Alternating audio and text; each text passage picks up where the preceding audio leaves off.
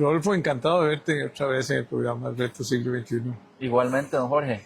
Para discutir, hijo, muchos temas hay, ¿verdad? Uno es primero el proyecto de la cárcel, que es una réplica en gran parte de lo que el gobierno de Bukele en El Salvador. Eh, pero como que no se dice ni dónde es, ni quién hizo los planos. Hay que hacer un estudio completo. Esto no es así como que uno puede improvisar, Ujú. ¿verdad? Y sí se requiere un poquito más de espacio porque hay un total de problema de que ha crecido los delitos y gente que está en las cárceles y imagino que ya no es operativo, hay una sobresaturación en las cárceles, ¿verdad? Sí, Sobre todo en la reforma, que debe ser el más grande de todos, ¿verdad?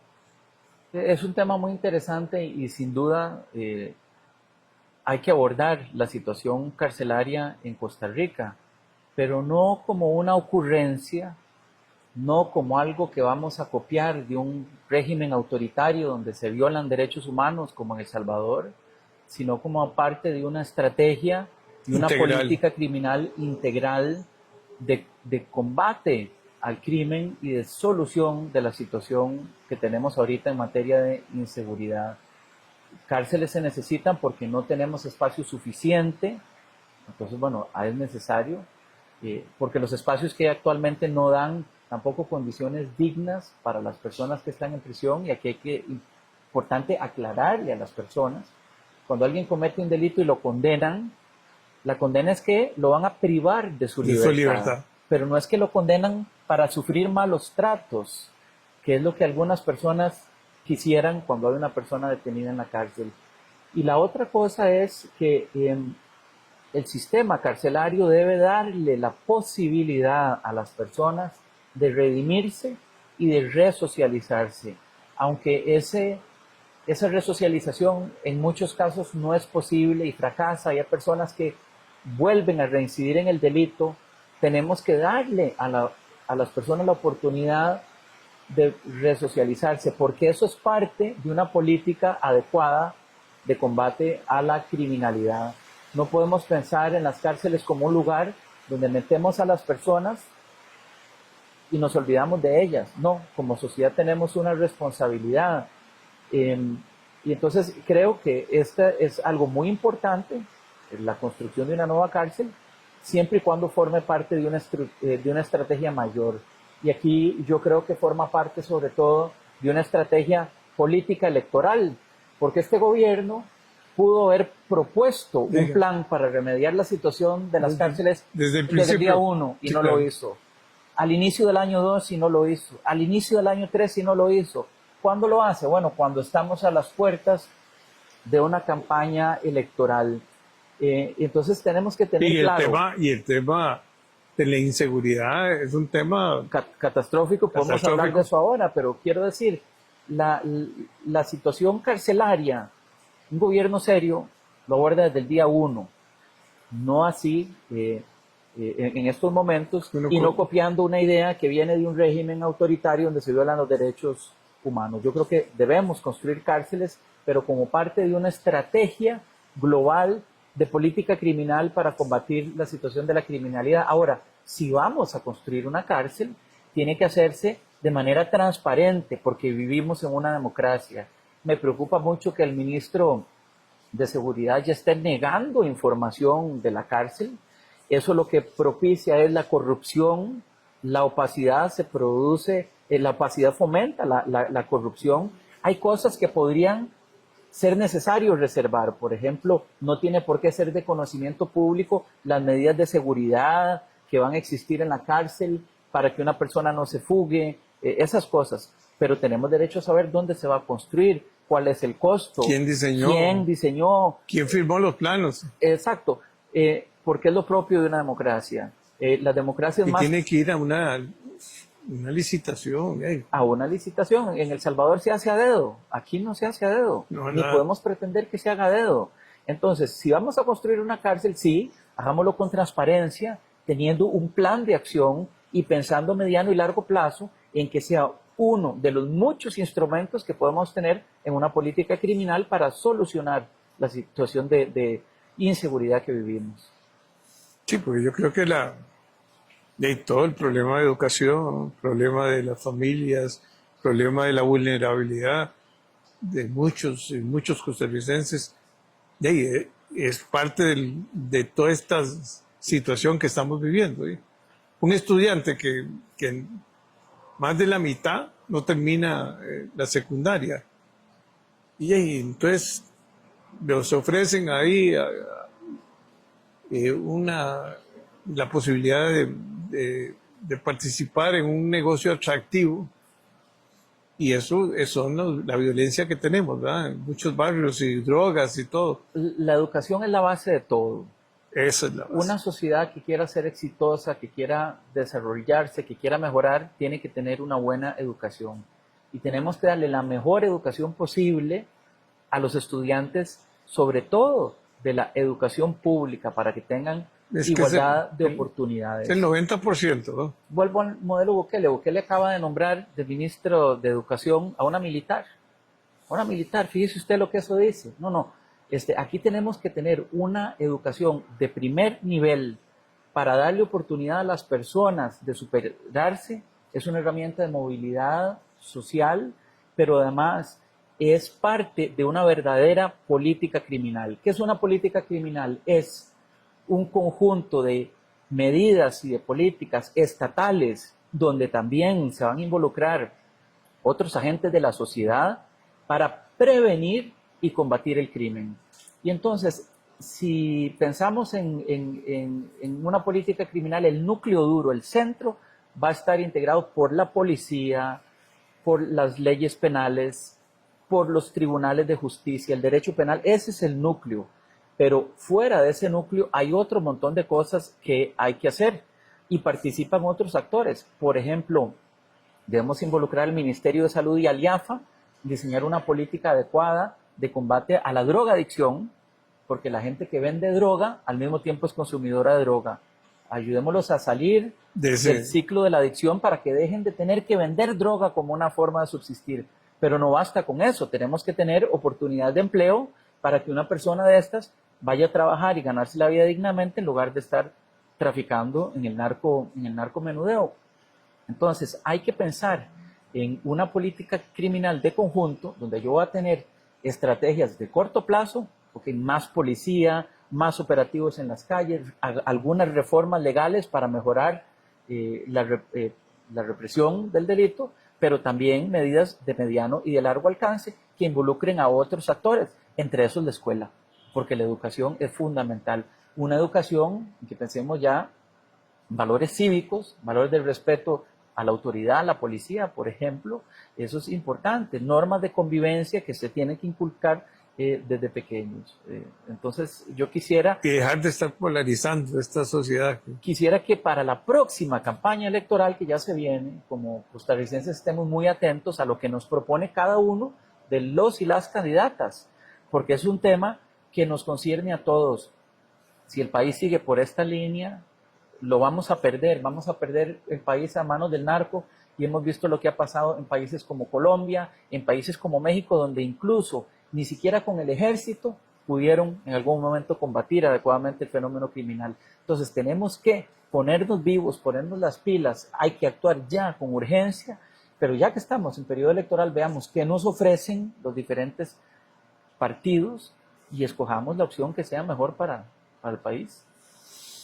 Y tiene que ser integral, tiene que ser todos los actores juntos y dialogar y hablar y conversar y buscar, si hay que hacer cambios en el Congreso de las leyes, pues que se haga, pero con cierto consejo también donde entre la Corte y la gente que tiene conocimiento sobre lo que hay que cambiar para mejorar, ¿no? Creo que aquí todo el mundo tiene que poner, por un lado, las barbas en remojo, claro, y luego poner su granito de arena. Las barbas en remojo, los actores principales.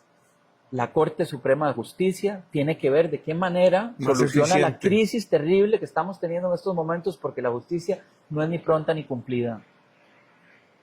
el OIJ puede aportar con ideas, la Fiscalía puede aportar con ideas. Esos son los actores principales, el Ministerio de Justicia, el presidente de la República. Mire, es que tenemos un presidente que ha renunciado a cumplir con su rol de coordinador de la respuesta y de la política del Estado. Pero no hay un Consejo de Seguridad.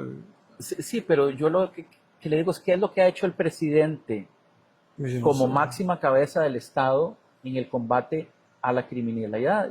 A mí se me para el pelo porque yo veo el discurso del señor presidente y parece que el enemigo es el fiscal general, que el enemigo es el director del OIJ o son los magistrados de la Corte Suprema.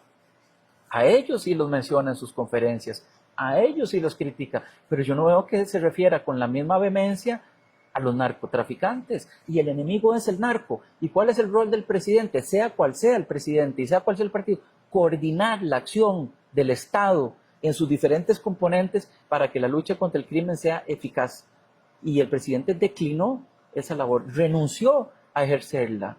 Y lo que hace es echarle las culpas a todas las demás personas, a los tribunales, a la fiscalía, al OIJ. No se trata, el deber de un presidente no es echar culpas, no es buscar culpables, es ofrecerle soluciones a la ciudadanía. Señor presidente, yo le exijo soluciones. ¿Y qué soluciones nos ha dado? El país está perdiendo la batalla contra el narcotráfico y eso hay que decirlo, hay que sonar las alarmas. Y la otra que decía, poner las barbas en remojo, es decir, todas estas personas que tienen que hacer un ejercicio autocrítico, pero creo que cada uno de nosotros como miembros de la sociedad podemos aportar desde donde podamos. En mi caso particular trato de aportar opinando desde donde puedo.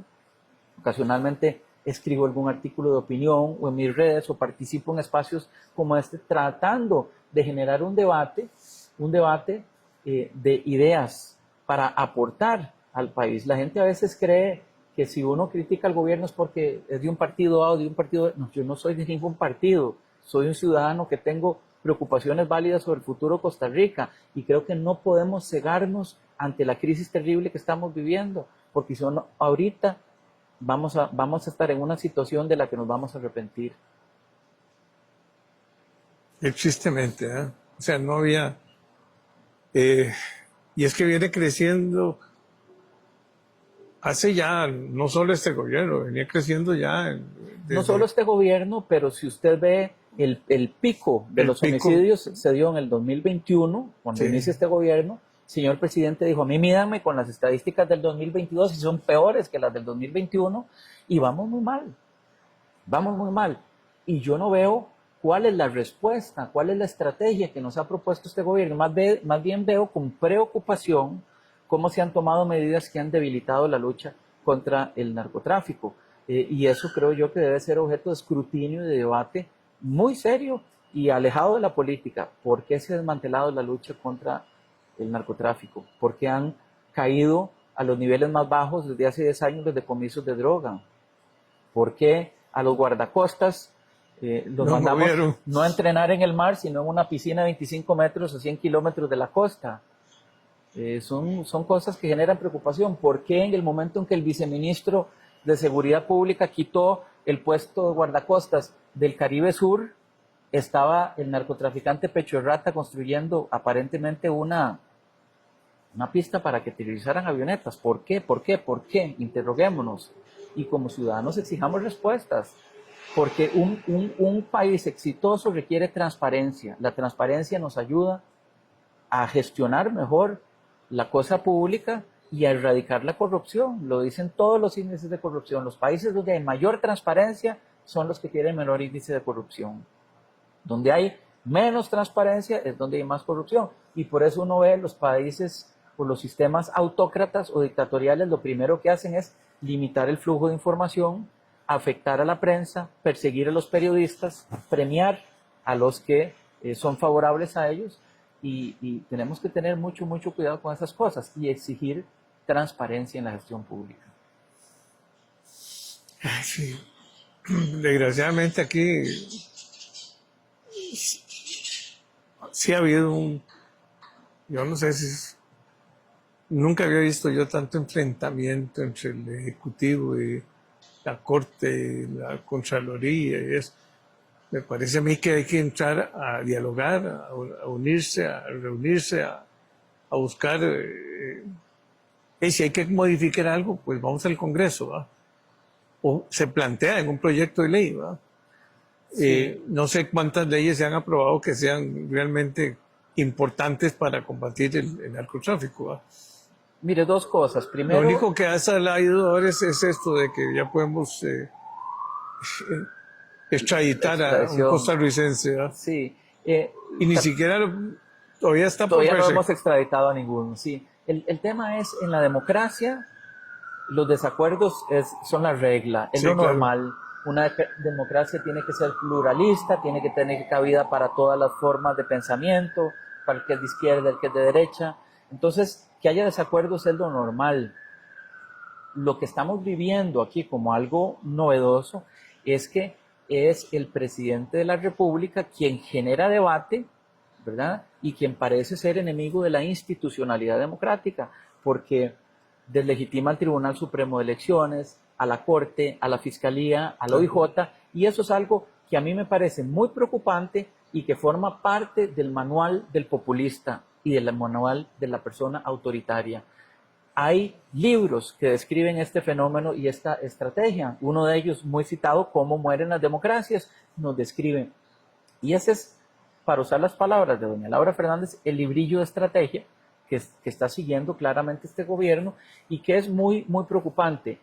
Creo que podemos tener diferencias como costarricenses, pero recordar que al final todos estamos en el mismo barco, que si le va mal al país, nos va mal a todos, entonces deberíamos intentar superar esos desacuerdos para tratar de construir políticas que nos ayuden a mejorar la situación actual. Bueno, ¿cómo nos ponemos de acuerdo los diferentes sectores sociales para disminuir las listas de espera en la caja, para que se construyan los hospitales, para combatir adecuadamente el crimen, para resolver el tema de las pensiones que se nos viene encima, la crisis de las pensiones, para volver a construir obra pública y que las carreteras que construyamos no se frieguen dentro de 6 meses o dentro de un año? O sea, esas cosas podemos discutirlas a pesar de nuestros Un desacuerdos. 50% más. De acuerdo, entonces usted puede tener unas ideas y otras, pero pienso que lo fundamental deberíamos poner de acuerdo y como país lo hemos logrado a lo largo de la historia, lo hemos logrado. Entonces eso es una cuestión muy peligrosa, muy preocupante que yo quisiera que a pesar de que la campaña política requiere debate y va a haber debate, sea una campaña política sobre todo de ideas y de propuestas, porque el país lo que requiere son soluciones. No solucionamos los problemas del país ni pegando gritos en una conferencia, ni insultando al oponente, ni tratándolo como si fuera enemigo. No, soluciones, propuestas, eso es lo que necesitamos. Ahora, ¿qué cosas se ha hecho? Yo creo que se ha hecho poco a nivel de legislación. Es cierto, la reforma de la extradición es importante porque vamos a poder extraditar a algunos cabecillas del narco, pero No es en todo. México eso no ha eliminado el problema de la corrupción, ni en Colombia, perdón, del narcotráfico, ni en Colombia eliminó esa reforma el problema del narcotráfico. Es una herramienta de un montón que tienen que existir como parte de una estrategia de combate a el narcotráfico que no la tenemos. Pequeño paréntesis, existen algunos proyectos de ley ahorita para acelerar el trámite del proceso penal que son francamente desafortunados. La Sala Tercera de la Corte Suprema de Justicia presentó un proyecto de ley avalado por la Corte Suprema donde quiere que los juicios se hagan por jueces por tribunales unipersonales. Actualmente los delitos cuando tienen pena de más de 5 años lo juzga un tribunal integrado por 3 jueces. Con esta reforma, más del 80% de los juicios serían juzgados por un solo juez. Es una garantía para las personas que hayan 3 jueces en lugar de uno, porque dos cabezas piensan mejor que uno, 3 cabezas piensan mejor que uno. Entonces, so pretexto de acelerar el proceso penal, se están sacrificando o multiplicar garantías. Por 3, digamos. Y lo peor es que, según La Nación, se están dando argumentos que no son ciertos. Dice La Nación que la Sala Tercera justifica este proyecto diciendo que es que en Estados Unidos los juicios se hacen con un solo juez. No, pero en Estados Unidos no resuelve el juez. No. En Estados Unidos resuelve el jurado. El jurado. Un jurado integrado por 12 personas que son los que resuelven. El juez es una especie de árbitro de los procedimientos. El juez no dicta la sentencia. En Costa Rica sí. Entonces, mejor 3 jueces que uno. O quieren proponer que sea posible remover al abogado defensor particular si este abogado tiene un juicio previamente señalado o otra audiencia. Si el abogado se enferma, inclusive, se lo pueden separar del cargo y le obligan a la persona a nombrar otro abogado a tener un defensor público. Esto es una barbaridad. Esto lesiona el derecho a la defensa. Es un derecho humano escoger el defensor de confianza. ¿Qué es lo que sucede? Hay algunos casos puntuales donde hay abogados marrulleros, sí es cierto, que recurren a tácticas dilatorias para atrasar un proceso, pero no es esa la razón fundamental por la que se atrasan los procesos. Entonces, son soluciones parche. A mí, luego con todo respeto, me queda la sensación que los magistrados, señoras y señores magistrados, se vieron en la picota, criticados y dijeron, algo tenemos que hacer, y sacaron ese proyecto por decir, hicimos algo, pero fue totalmente desafortunado. Hay algo que sí yo rescato, que están proponiendo que las medidas alternas, es decir, una conciliación, por ejemplo, tenga que hacerse a más tardar en la audiencia preliminar, no en fase de juicio, o que el procedimiento abreviado, es decir, cuando una persona se acepta los hechos y negocia la pena, eso se haga también hasta la audiencia preliminar. Eso me parece bien, porque a veces hay personas que lo hacen hasta la fase del juicio y eso genera un atraso y esfuerzos para el tribunal de juicio para organizar toda la celebración de un juicio. Pero aparte de eso, mire, es un proyecto sumamente preocupante que yo espero que sea corregido o retirado, porque tal cual está presentado es ciertamente desafortunado. Pero Rodolfo, aquí podríamos hablar todo el día. Es un tema apasionante. Vivimos en una situación complicada que se ha venido deteriorando aceleradamente, ¿verdad? Y hay que buscar una solución, como decís vos, integral. Yo sí creo definitivamente que la solución no está en simplificar cosas, es así. Eso son muchas ocurrencias, ¿verdad? Ahora hay que luchar y esperemos que los diferentes expositores los diferentes partidos y candidatos hagan un planteamiento serio. Y yo creo que hay que invitarlos a discutir los planteamientos de ellos y también. a que nos digan qué plantean para mejorar la seguridad de Costa Rica. Pero para eso tienen que conocer un poco. Lo digo un buen tico, sin hablar paja, porque es que he escuchado, bueno, vamos a mejorar la seguridad, pero no caen a lo concreto. Y yo le digo a las personas, estemos atentos como electores, como votantes, a las propuestas. Van a venir pleitos, van a venir poses, porque todos los candidatos asumen poses efectistas y cuestiones que buscan conectar con la parte emocional de nosotros como votantes, pero yo diría, apelo al espíritu crítico de todas las personas para que analicen cuidadosamente qué es en el fondo lo que nos están proponiendo los candidatos y candidatas y escojamos la opción que sea la mejor para el país. Costa Rica ciertamente tiene muchas cosas que mejorar, podemos mejorar, pero yo creo que para mejorar esas cosas no se requiere dinamitar todo lo que hemos construido. Y tengamos mucho cuidado con esas propuestas que nos proponen básicamente dinamitar todo lo que hemos construido sobre pretexto de que van a darnos soluciones que al día de hoy ni siquiera han presentado. Bueno, Rodolfo, muchas gracias. Y nos vamos a ver pronto. Cuando usted diga. Porque este es un tema caliente y yo creo que el aporte tuyo siempre es muy importante.